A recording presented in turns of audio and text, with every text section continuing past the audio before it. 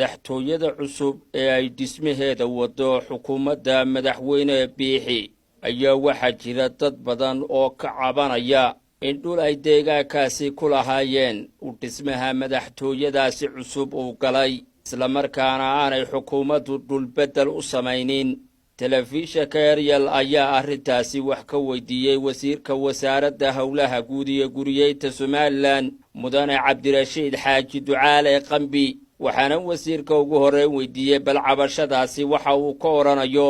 dhul madaxtooyada cusub ee la dhisayo dhul ay uu galay baa jira deyrka soo gudaha u galay dad cabanayaana waa jiraan waa noo yimaadeen dadka wixii xaq ay u leeyihiin waa fulinaada waa siinayna wixii xaq u leeyihiin madaxtooyada Boorama ballaarin ayaad ku wadaan ayada lafteeda dad ayaa cabanaya oo leh ballaarintii dhulkayagii bay naga gashay maxaa taana ka leedahay waxaanu siinaynaa dhul bedel baanu siinaa dadkaana. wasaaradda howlaha guud iyo guriyeynta ayaa markii ugu horeysay waxa ay bilowday qorshe ay dhaqaale kaga qaadayso guryaha dawladda dadka ku jira oo intii ay Somaliland jirtay aan dhaqaale guryahaasi ka bixin. waxa laale wixii guri dawladeed ah ku yaala dalka lagu jiro dad shacabkii ku jiraan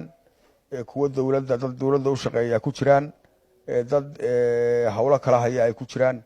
dhammaantood waxaan u sameynay category ama kala darajooyin baan u sameynay darajooyinkaas oo ah A iyo B iyo C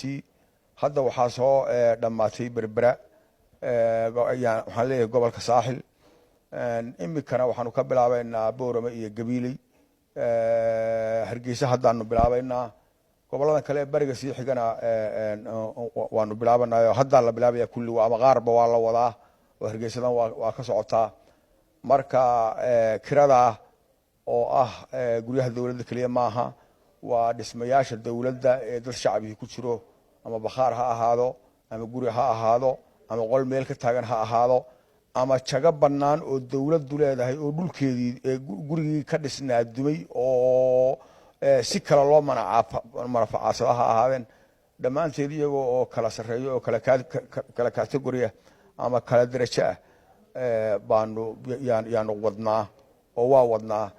kiradaasna si bila baa loo qaadaya oo rasmi ah. wasiirka ayaa waxa uu maalmihii u dambeeyey si weyn ugu mashquulsanaa master plan wasaaraddiisu ka wado magaalada Laascaanood waxaana wasiirka weydiiyey magaaladaasi ammaankeeda iyo waliba dhinaca qorshahan magaalada iyo kala nidaaminteeda sida uu ugu suurtagalayo. dadweynaha Laascaanood ganacsatada waxay ballan qaadeen inay ka qayb qaadanayaan mashruuca maalgelintiisa iyo socodsiintiisaba ammaankeeduna waa fiican yahay. mudane ugu dambeyntii wareysigeena dhawaan waxaad ka mid ahayd wasiiradii madaxweynaha ku wehelinayay kulankii madaxweynaha dawlad deegaanka waxaana adiga lagu tiriyaa dadka ugu dhow ama saaxiibka yihiin madaxweynaha kulankaas macna caynkeedu ku fadhiyay madaxweynaha anigu wasiirada kale ugama sokeeyo ugamana dhowi laakiin anigu intii Somaliland iyo kililka ay ahaayeen dariska ay jireen kililka iyo Somaliland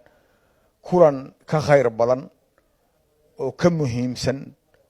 oo ka qurux badan oo ka wanaagsan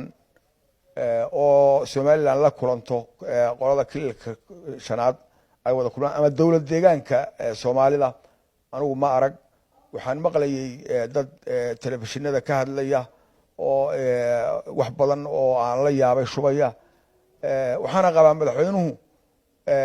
danta ummaddu meeshay gasho ama meeshii dani ugu jirto meeshii nabadgelyo ugu jirto meeshii wada shaqayn ugu jirto in uu ka shaqeeyo oo wuxuu wanaagsan uu ka qabanayo ka qabto. Battery Koosar Maxamuud telefishinka Ariel Hargeysa.